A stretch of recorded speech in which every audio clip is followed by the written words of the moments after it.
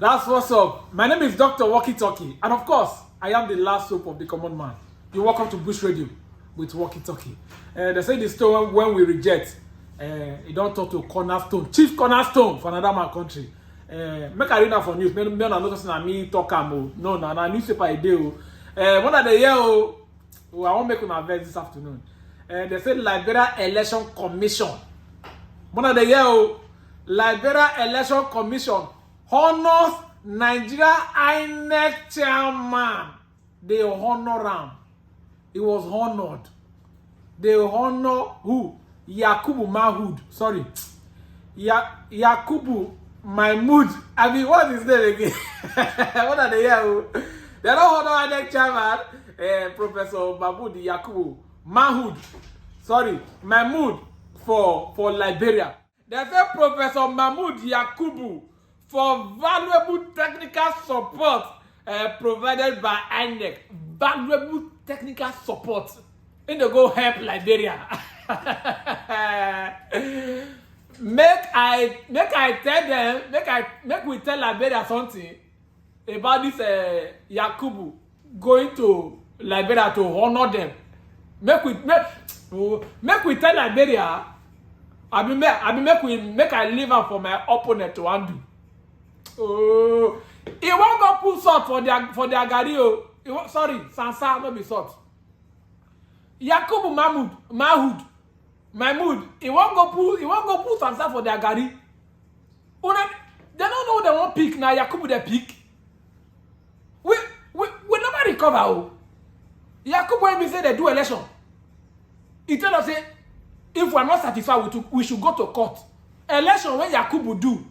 Now Supreme Court now they decide the result now. Supreme Court. Person do election finish. As we speak now, Supreme Court now they decide. That one election. Make we talk. I not sabi talk oh. I go talk oh. Yakubu Mahood. When we say now when we dey sleep, now you announce results. Now what for you? When we go sleep, now you announce result. Oh. Should we tell Liberia something? Anyway, if you get message for Liberia, drop them for comment section. Yes, now drop your message for comment section. Say na Yakubu they want to honor Yakubu. Not be even a Tairu Jega, na Yakubu. When put us inside pain. Anyway, I leave it for my opponent to handle. I leave it now. Subscribe to my YouTube channel. Subscribe. You don't go die for more funny videos. For videos like this, where I go make you first. Let's begin what's trending. On Monday, President Bola Ahmed Tinubu attended the second-term inauguration of Governor Hope Uzodinma in Imo State, where he assured Nigerians that he shares in the pains associated with the removal of fuel subsidy. The president also admonished those he says have been responsible for stealing Nigeria's commonwealth in the past 40 years in the name of subsidy.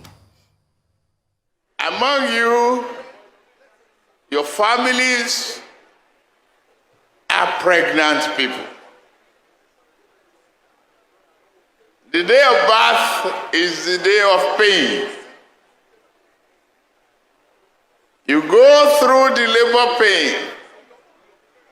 When you see or you hear the voice of the baby, your pains are gone and you are relieved.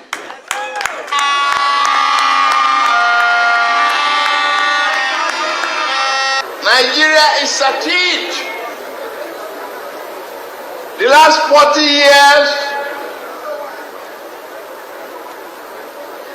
some very few people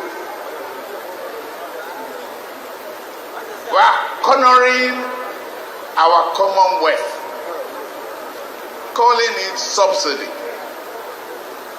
I call it wasteful and thievery.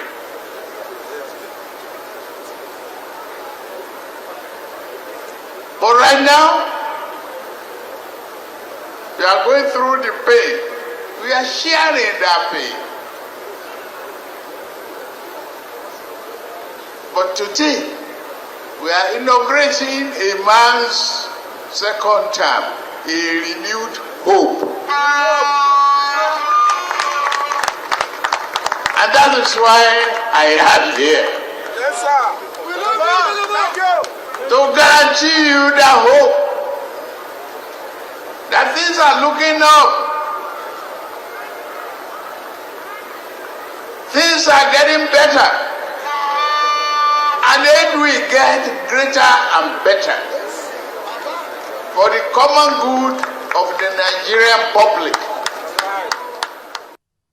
I guess all we have is hope. We keep hope alive. I mean, I don't know, where the president is getting some of his rhetoric from. I mean, you guys took a story today. Inflation rate is up at 28.9%. Well, the president also assured Nigerians not to be bothered about the mass exodus of skilled workers from the country, assuring citizens that the federal government, in collaboration with sub-nationals, will train more persons to fill the professional gap. Don't worry about what you are hearing about the Japa syndrome. We will train more people. And then we can supply them safe.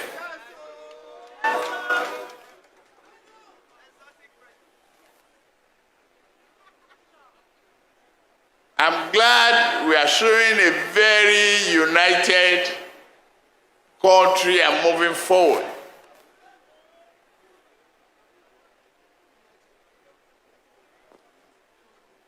The peace that you are enjoying here relatively will be better,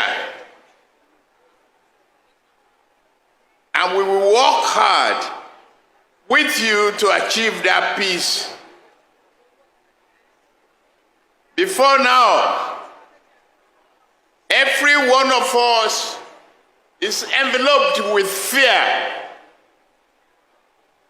to come to Imo State.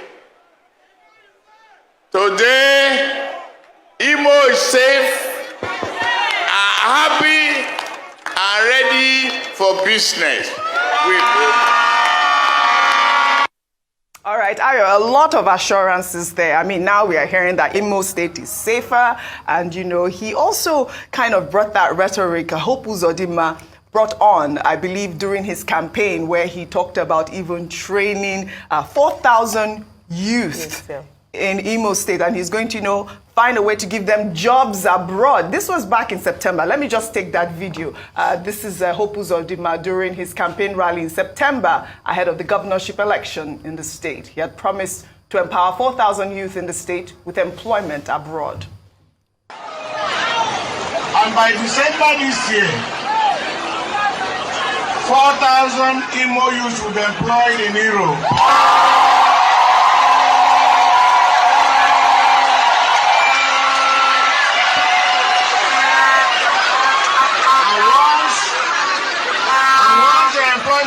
Comes, the governor will pay for your 8 tickets.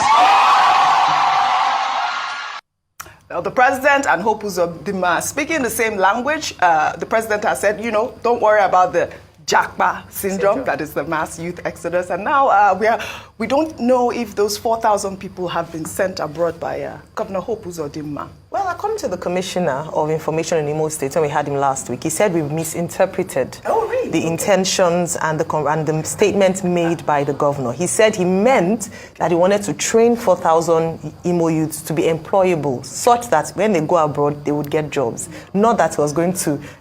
So, the thing is, we now need... There'll be speeches and there'll be interpretation of it. But we'll watch what he said. He said he was going to... And there was jubilation that the governor was going to give 4,000 young people in Imo State jobs in Europe.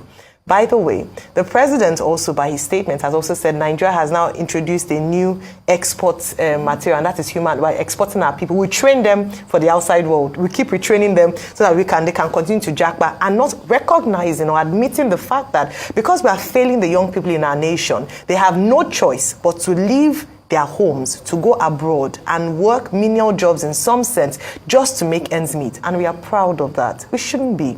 It reminds me of what the former Minister of Labour and Employment, Mr. Chris Ngige, said with the doctors, mass exodus of doctors, that, oh, if they let them go, we have many doctors. And look at the crisis we have on our hands in the health sector, where we don't have enough doctors to meet the needs of patients in our hospitals. Rhetorics like this, even though it might seem like, oh, he's trying to make a bad situation look good, and as leader, he wants to position well, do more harm than good. Yes. We don't solve problems by burying our head in the sand and making statements that seem as if things are good, we are just all hallucinating. There's a word for that, it's gaslighting. Saying that what is not is, for instance, there are a number of things I'll mention in the speech he made. Yes. The first is that he said that the economy or things have gotten better.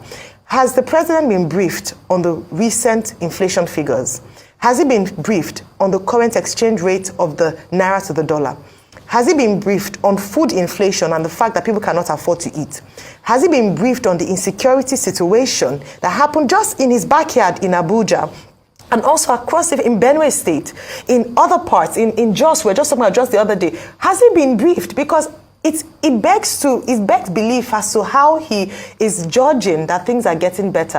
An acknowledgement and an admittance of the reality of things on ground is not an admittance of failure. What you then do as leader is to end it on a note of hope. I mean, we're in the renewed hope agenda, tenure. A note of hope that I understand, and he said it at the beginning, I pay pangs of childbirth, etc., which has been part of his campaign from time even up until, or when he removed fuel subsidy, up until now. But an acknowledgement of a situation is a sign of empathy as well. Yes. And it shows that the people can trust you because you acknowledge that we have a problem on our hands, but as leader, I will fix it. That's what Nigerians want to hear. Absolutely. Not whitewashing, almost, or painting a bad situation as okay and not okay, and that's normal. The other thing he said was that Imo State was safe. Oji, speak to the Imo people. It's still described as a hotbed of violence. And so this coming out, I don't know if it's now a technique where the governor and the president are saying so that just to present that front. His name is Hope. Yeah, Governor Hope Uzodimma. His name is Hope. It's on, okay. I get you. And he reiterated that. No, there's a thin line between hope and falsehood. Yes. I hope we know that. Absolutely. So the truth is that you can tell us that we have a problem on our hands, but we'll fix it. That's what we want to hear. Don't whitewash. It insults the number of lives of people that were killed or have died in this situation by making it seem as if it doesn't matter. Things are good. We want things to be better. Let's not even talk about the fact that the president went here when things were happening in Abuja. That's another conversation. That's another discussion. But Rufai, just on a lighter note, before I come to you, the president and former president Olusegun Obasanjo were all smiles at the inauguration ceremony on Monday. In a picture that has now gone viral, we see that both politicians put their differences aside as they exchange pleasantries. Obasanjo has been a strong critic of the emergence of President Tinubu and even campaigned against him during the 2023 presidential election. Rufai, we are seeing these two opposition leaders, come together and smile. I mean, I guess Hope Uzodimma was able to get them together, but that picture sends a large message. What do you make of that, and what do you think it connotes as well? So, Audrey, I don't have a proper degree in reading facial expressions, so I will not speak much. But if you ask people, they'll tell you that that picture is pregnant. And that was not a smile. It was more like a smirk on the face of Olusegun Obasanjo. And if you had watched that event till the end, you will notice that President Tinubu was still speaking when Olusegun Obasanjo walked out of the event. And he said, bye-bye, Baba, or something. So that happened while President Tinubu was still speaking. Yeah. So that's more like a smirk. It's not a smile. It's not a smile of acceptance. We all know that these people have their score. I don't think it's all over. What are they trying to spin it? Secondly, I think for advice, the president should not be allowed to speak extemporaneously.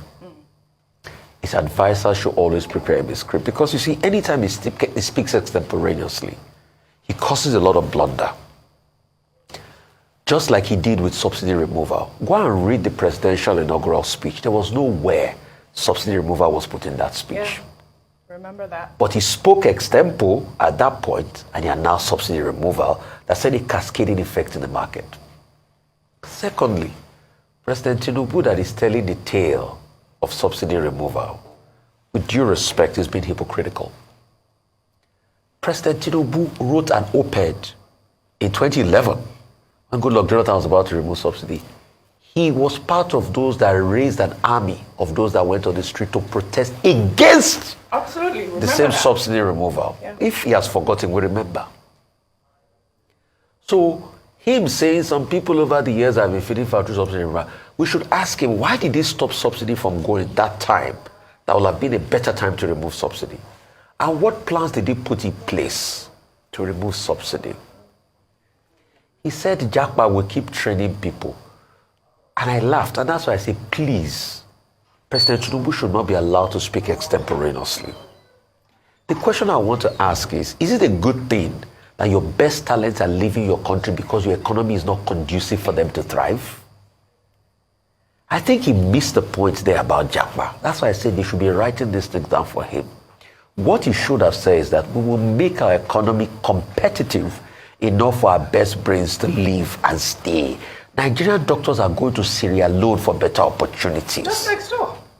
And that's the sad reality he doesn't understand. So you want your economy to be a trading ground. Nobody trains his best talents and want to lose them to a competitor. Yes. Thirdly, he says the state of the economy is good. He knows the state of the economy is bad.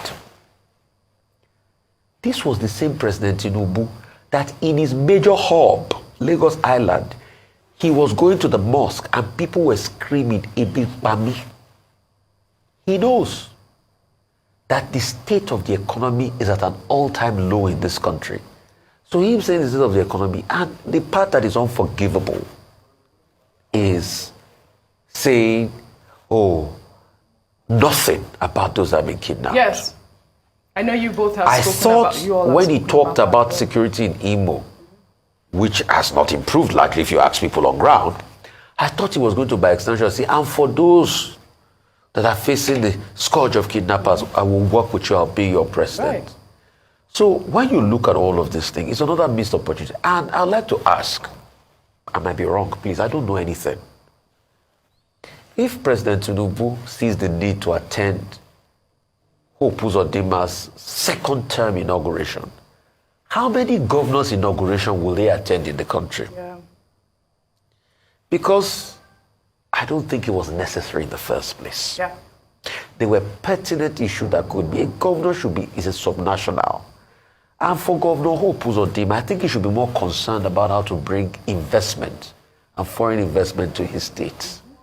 That should be his priority. Yeah. I mean, Rufa, you hit the nail on the head there. I mean, talking about him not mentioning the insecurity, even going to visit the victims of that Plateau massacre, and was able to go to this inauguration ceremony speaks a lot.